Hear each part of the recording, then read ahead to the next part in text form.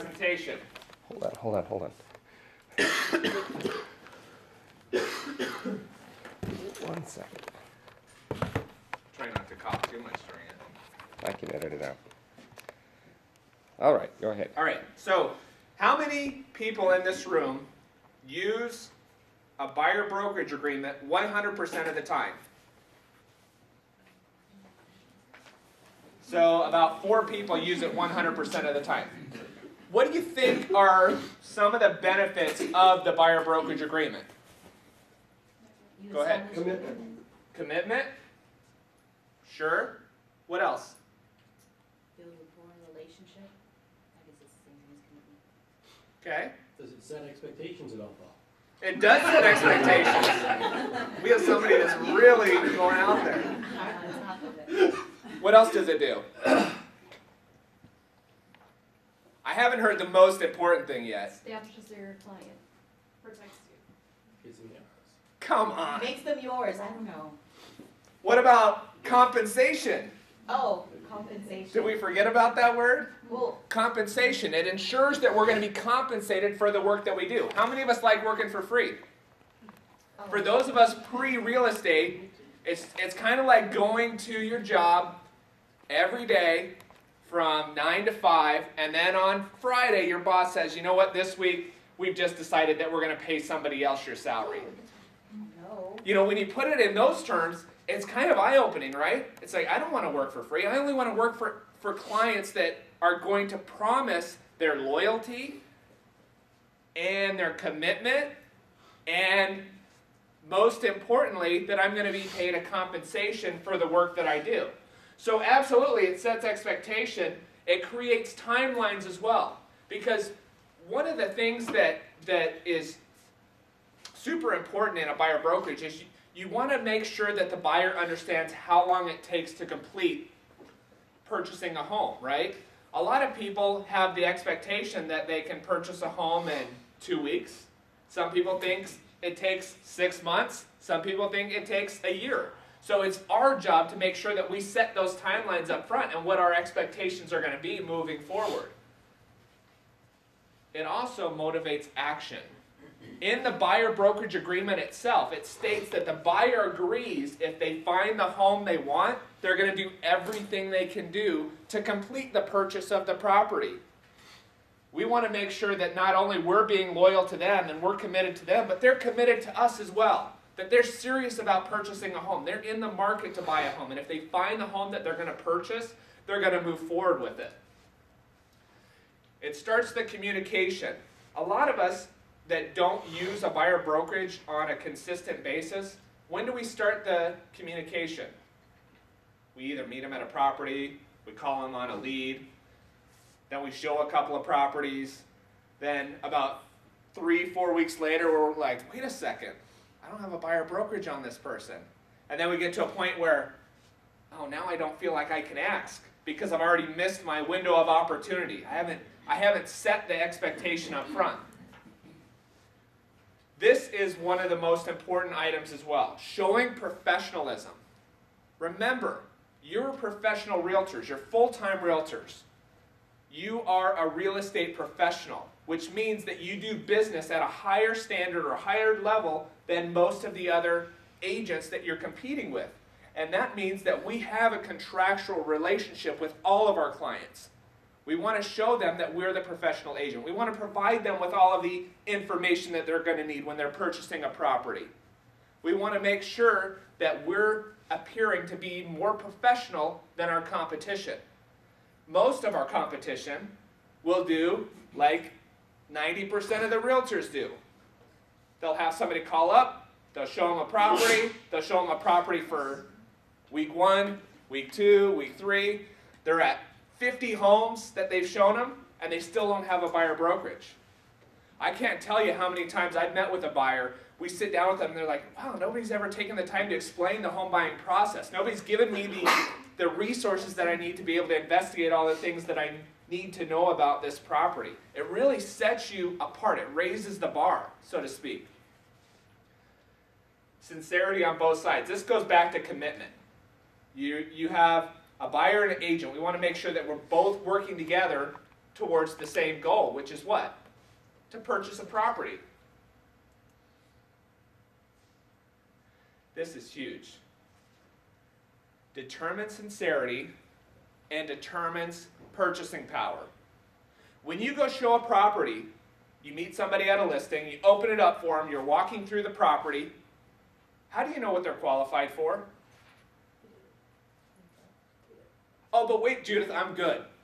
I'm solid, You're a liar. right? Sean, you know, I have all my finances in place. Don't worry about that. I'll get it to you next week. Okay, what does that mean? What does that mean to you? To me, they're nowhere until I get them with a mortgage lender or a broker. What does it mean to you, Jason? Doesn't mean anything. Means nothing. Talk is cheap. Exactly. It doesn't mean anything. A lot of people might think that their credit is perfect. They might think that they have the cash available, but I can't tell you how many times we've run into a situation where the funds are in a 401k. And guess what? The 401k takes 6 weeks to liquidate. Or the stocks take, 4 to 6 weeks to liquidate. Or their money's in gold or silver and they have to sell it. And the value's not what they thought it was.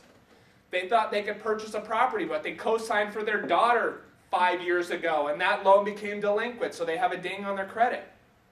There's so many things that could be a possibility that they might not have thought of. So until you've actually set them down, talked to a lender, seen a proof of funds statement, a bank statement, something that shows liquidity in their cash, you don't know what you're working with. So you might be looking at a property that's at $150,000 when they can only afford $130,000. Or you might be looking at something that's $450,000 and they can only afford $200,000. It just really wastes a lot of time. That's another reason to explain to your buyers why it's so important that we sit down and determine what their purchasing power is. So we're not wasting their time. We're only showing properties that we know is going to fit what they're looking for, what they're capable of purchasing. Most importantly, we do the buyer brokerage because the 10% of realtors that are successful in this business do it on a consistent basis. Remember, 90% of the realtors don't use a buyer brokerage. Why they don't use it? I don't know. The 10% that do won't show a property without it. Because they understand the most important thing is setting up the relationship in the beginning, setting the proper expectations in the beginning, making sure that we have a committed, serious, qualified buyer that's going to do everything they can to purchase the property if we find the right one that meets their needs.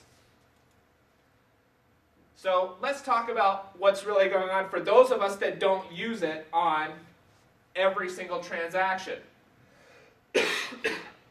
This information is actually provided by the Accredited Buyer Council, which is the ABR designation, Accredited Buyer designation, a group of agents that specifically works with buyer clients. Number one reason, apprehension. How many of you that don't use the buyer brokerage have felt a little bit apprehensive about presenting it to your client? Well, they're not your client yet. How many of you felt apprehensive about presenting it to your customer? Why is that? My knowledge with it. I'm trying to study it more, get better understanding of it. Yeah, that makes sense. Lack of confidence is cited as the number one reason. If you don't have confidence in the agreement that you're presenting, if you look nervous, timid, or uncertain when you're sitting down with the customer, they can smell it. They can sense it. They know you're not comfortable with it, and they will not sign it. If you're not comfortable with it, they're not going to be comfortable with it. You have to sit down, ready to go, excited, as a normal method, your normal operating procedure. I'm going to present this buyer brokerage, and they're going to sign this buyer brokerage agreement. This is the normal way that we do business. You have to present it in such a way that it's nothing abnormal. That when you sit down with the buyer, you're so confident in the paperwork and what it says, you can explain it without even looking at the paperwork. How many of you can do that? How many of you can turn the contract upside down and actually explain it line by line? A few people? Once you get to that point, I can promise you, you will not be apprehensive about it. You will believe in it. You will have covered all of the objections, all of the lack of knowledge that you might feel currently. You're going to overcome that because you can explain things so freely. It just really increases your salesmanship and it increases your professionalism when you can explain all of these line items on the buyer brokerage. What about fear of commitment? How many buyers, customers have said, you know what, I don't want to commit to somebody. I don't want to commit to one agent. 2. Few. How many of you have had that? Few, yeah. And how do you overcome that? So, okay, well, I'll talk to you when you're ready to commit. I'll talk to you when you're ready to commit. And I don't say commit to me, I say commit to purchasing your home. I like that. What does somebody else use? So give us a try for a week or something. Okay. Sign up for like a week and see if they like our service. So, kind of like a test drive. Why don't you give me an opportunity for a week and let's just see if this relationship works. If it works, then we'll go ahead and extend it. What about the flip side? How many of you have sat down with a customer and said, I don't want to be tied to this person for 6 months. I don't want to be tied to this person for 3 months because they're crazy. Or what they're looking for is completely unrealistic. How many of you want to be tied to somebody like that? So there's a fear of commitment on both sides, right? That's why we have the buyer brokerage. So we can define, okay, we're only going to do this for 1 week. We're only going to do this for a month. We don't have to do a 6-month agreement. I never want to set the expectation that it's going to take 6 months to purchase a home because it actually doesn't. How long does it take? From the time we sit them down till they're under contract? 32 months. 30 days. 1 day, 2 days, 7 days, not very long. Confusion kind of ties a little bit into apprehension. If you don't understand the agreement, if you're confused about the verbiage that's used, if you're confused about how to explain compensation, if you're confused on how to explain agency, it makes it really difficult for you to explain that to the buyer. Number one reason is cited by customers for not wanting to sign the buyer brokerage: the cost. Buyers don't understand our business. It's our responsibility to explain it to them. They don't understand that commission is paid by the seller. A lot of us, well, maybe not anybody in this room, but a lot of people that I've seen explain the buyer brokerage will skip right over the compensation part. Don't even address it. Skip past those 2 lines that talk about compensation because they're afraid. I tell you what, with certainty in this business, you cannot be afraid to express what you're worth. Say with confidence, I earned 3% for selling you this property. My commission is being paid by the seller. How many of you can say that? Couple of people? With a smile. I have no problem telling people I don't do this for free. But they're not going to know unless you explain it to them. What about unwillingness? Distracted by the guy. A lot of agents that have been in the business for a significant amount of time, and even agents that have been in the business for a short period of time, what we see is that agents that have been in the business for a long period of time think that the buyer brokerage, since they never had to use it previously, they're not going to start using it now. They don't believe in it and they don't want to use it. Some agents that have been in the business a shorter period of time, let's say 2 years, they use the buyer brokerage for the first 3 to 4 months because their broker required it. And then after that, they decided, you know what? I'm just going to trust these buyers because they're always going to do the right thing. That's when we end up looking like that.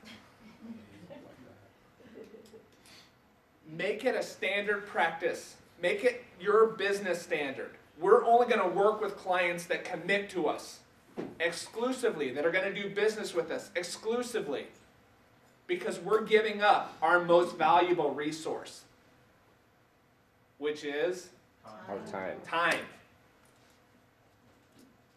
All right, let's talk about timing and expiration. We just talked about time being our most valuable resource. How long do you want to work with the buyer? How long do you want to work with the buyer? Does anyone have a standard that they put in a buyer brokerage agreement? 90 days. 90 days? Anyone else? 6 months? Anyone else? 30 days. 30 days? How long do you want them to decide before they purchase a home? A day. A day? I'll go with that. About- Any other answers? As soon as possible. Soon as possible? That doesn't fit in the blank. Good answer though. It's gonna take you at least 2 months, or, you know, maybe 30 days of showing houses till 30 days of being in contract, so. I don't know that I agree with that. I think if you set that expectation, that's what the buyer is going to expect. How many of us have had a buyer say, how long does it take to purchase a property? Everybody. How many of us have had a buyer, when we take them out the first day, they find a home they fall in love with, they want to write an offer on it, but they're afraid because they found it too fast? Would you agree that that's our fault? Yes. Because we didn't set the right expectation. If you explain to them right up front, hey, you know what, I'm going to spend a couple of days making sure that I'm picking out the properties that are fitting exactly what you're looking for, and I'm only going to take you to those ones that meet your needs and are in your affordability range. So the properties that we have available are going to be available for this weekend. That may change tomorrow. So if we find the one that you like, that you're interested in, we have to act on it fast. Isn't that a little bit different than saying, hey, you know what, we're going to set this up for 60 days, we're going to set up showings for the next 4 weeks on Saturdays, and then at the end of that, we're going to pick a property that we like.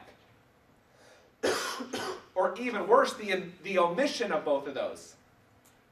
It's our job as agents to set that expectation. How long does this process take? Well, hopefully, like Ken said, as short as time as possible. Because inventory changes every day, right? And if they're looking at a property that they like, regardless of it being on the market 3 days or 90 days, what happens as soon as your buyer likes a property? Someone else likes it too. Somebody else likes it too. Almost without fail, right? Because you're showing the best properties on the market. It's our job as agents to show the best properties on the market, right? So if we're taking them to a property or 3 properties that are the best properties on the market in that price range, there's a very strong possibility that somebody else is taking them there as well. And somebody else's buyer who was prepared and given the right expectation might be willing to act and get the property. And then it's back to square one. And then finding another property that matches what that one had because they already fell in love with it, because buying is emotional.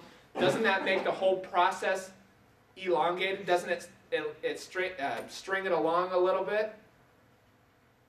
If you set that expectation up front, hey, you know what, we might find the right property today. And if we do, most likely the best properties don't sit on the market for very long. So if we find the right property today, it's probably a good idea that we go ahead and put an offer on it. Remember, you always have a 10-day inspection period. So if you find something, day 3, day 4, day 5 that you don't like about this home, we can get out of it. But let's tie it up now because somebody else is going to get it tomorrow. Does that make sense? Sorry. I like to use the fill-in-the-blank strategy. I never want to go into a buyer brokerage with a predefined set of time that we're going to make the agreement for. I don't want it to be 6 months. I don't want it to be 90 days. It needs to be a fill-in-the-blank type of setting on the buyer brokerage. Why do you think that is? Everybody has different time frames. Everybody has different time frames. Sure, what else? Remember, this is a two-way interview process, right? It's not just them interviewing us. We're interviewing them as well.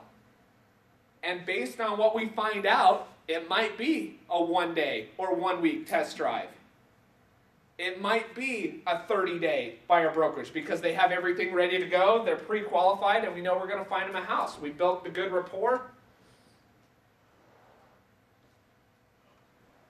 Leave it up to whatever you discover during that interview process and then fill it in accordingly.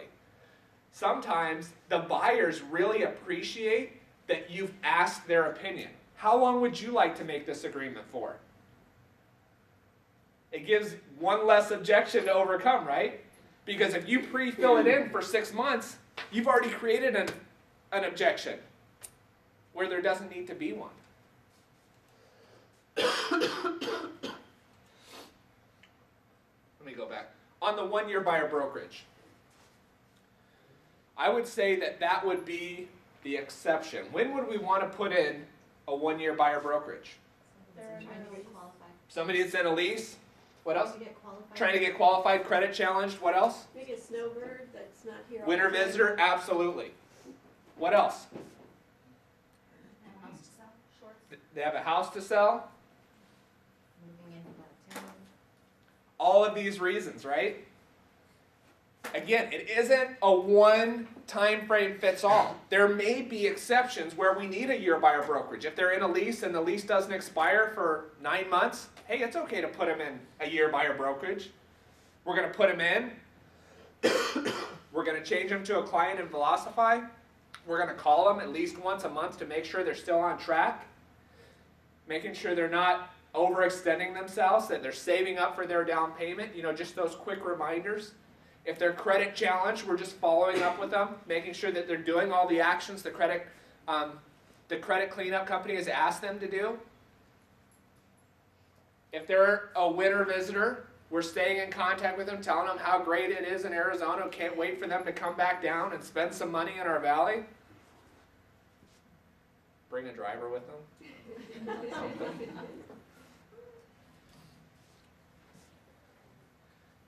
When it comes to educating our buyers on the buyer brokerage, remember, the buyers don't understand our business. It is our responsibility as agents to explain our business to them. Buyers aren't going to sign something they don't understand. Now, when it comes to fiduciary duties, it can be really confusing to our buyers. They don't understand most of the time what fiduciary means. When you sit down with a buyer and you say, I'm going to be your fiduciary, they kind of look at you with their eyes glazed over, right? They don't understand what that means. They don't even know what the word fiduciary means or that word exists. It's our job to explain it to them. It's our job to explain that as a fiduciary that we owe only to clients.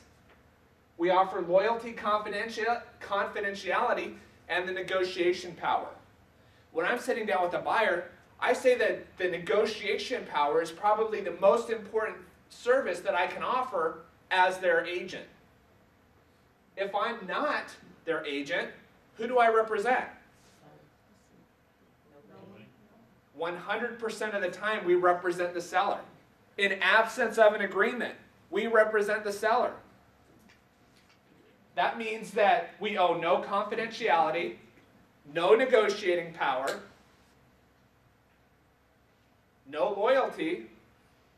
Our loyalty, confidentiality, and negotiating power is to the seller in absence of a buyer brokerage agreement or agency relationship. So your job is to teach buyers what agency means, what fiduciary means. Here's a really cool table that describes it. So as a customer,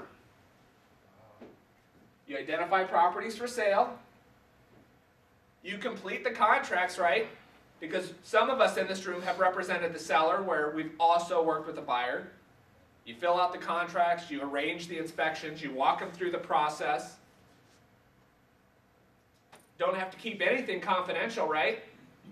If you're working for the seller, you can tell the seller what the buyer's willing to pay.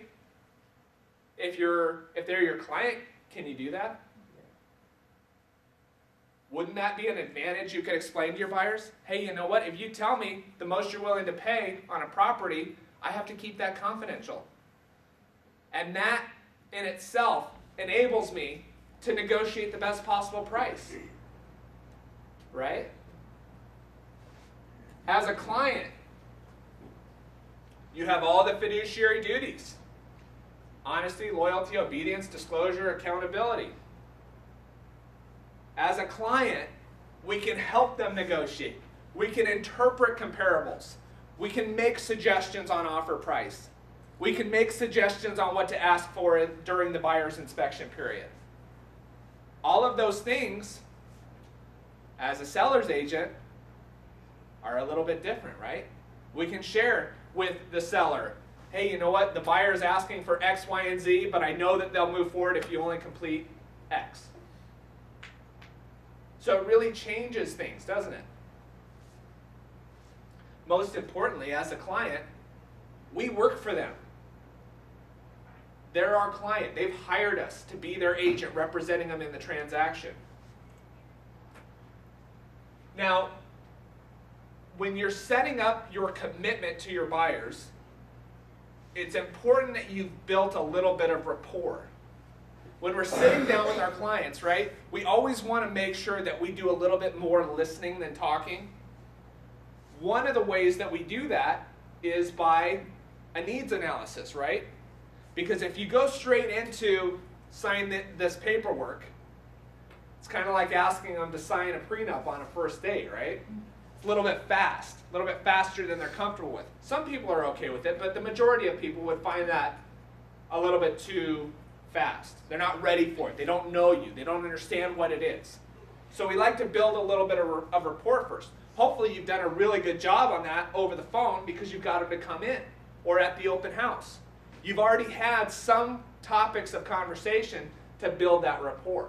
When you're talking with them in the buyer brokerage appointment, you're expanding that further. You're getting them excited about the home. It's a 3-bedroom, 2-bath in Morrison Ranch with the white fence and the tree-lined streets, and they can see it and they're excited and they dream about their kids playing in the backyard. All that process is very important because it makes the buyer feel comfortable, right? We want them to trust us. We want them to feel comfortable. We don't want them to be sitting across the table, I'm not signing anything, right? We've seen those. We're all excited about those, right? You can actually break that down just by building rapport. They start to be comfortable with you. You engage them in conversation. The buyer service guarantee is huge for building rapport. Why do you think that is?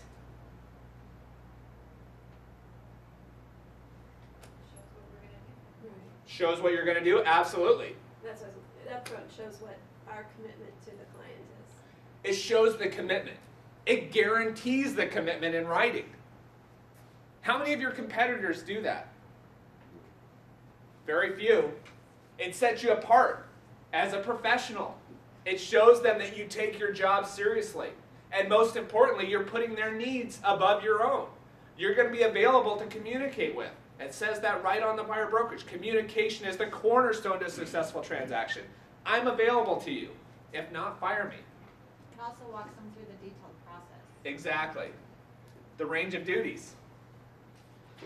Absolutely. Step by step, what I'm going to do, my commitment to you, what I'm going to complete during this transaction to make sure that we get to the successful close of escrow.